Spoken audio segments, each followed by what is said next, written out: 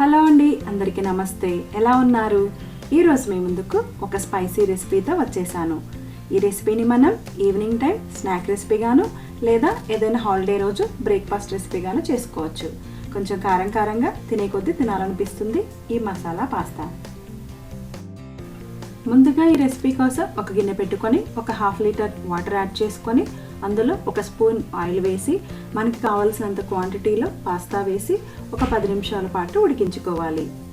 ఇలా ఉడుకుతున్నప్పుడు మధ్య మధ్యలో తిప్పుతూ ఉండాలి, లేదంటే అడుగున అంటుకుంటుంది.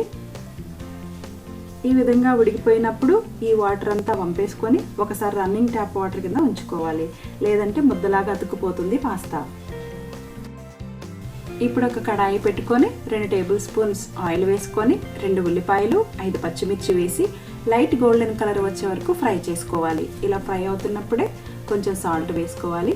తర్వాత కొంచెం కరివేపాకు కూడా వేసుకొని 1 నిమిషం పాటు ఫ్రై చేసుకోవాలి.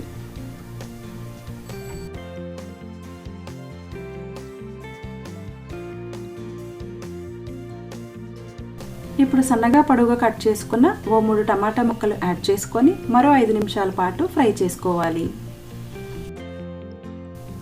ఈ విధంగా టమాటా అంతా ఫ్రై అయిపోయిన తర్వాత ఒక 1/2 టేబుల్ స్పూన్ అల్లం వెల్లుల్లి పేస్ట్ వేసుకొని పచ్చి వాసన పోయే వరకు వేయించుకోవాలి.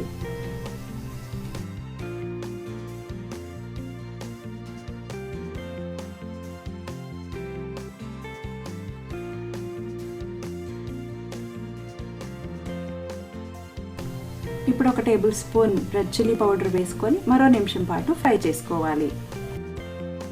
ఈ విధంగా ఫ్రై చేసుకున్న తర్వాత ఇప్పుడు ఒక 1/2 టేబుల్ స్పూన్ ధనియా పౌడర్, 1/2 టేబుల్ స్పూన్ జీలకర్ర పౌడర్, 1/2 స్పూన్ మిరియాల పౌడర్, మరో 1/2 స్పూన్ గరం మసాలా వేసుకొని బాగా కలుపుకోవాలి.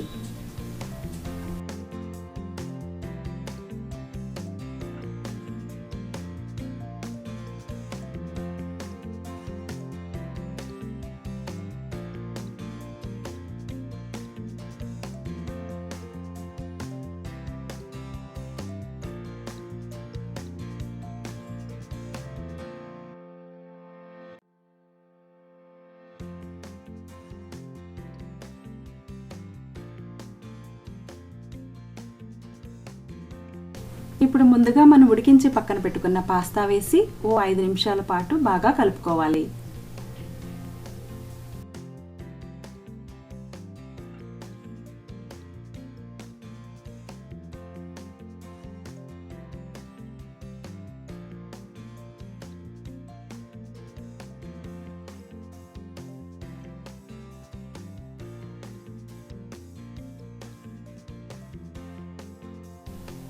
ఈ విధంగా బాగా కలుపుకున్న తర్వాత మనం కట్ చేసి పెట్టుకున్న కొత్తిమీర యాడ్ చేసుకోవాలి.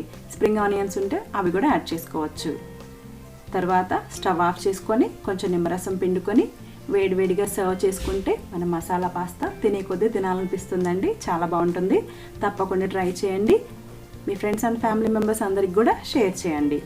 మరొక మంచి రెసిపీతో మళ్ళీ మీ ముందుకు వస్తాను. అంతవరకు సెలవు మరి. నమస్తే.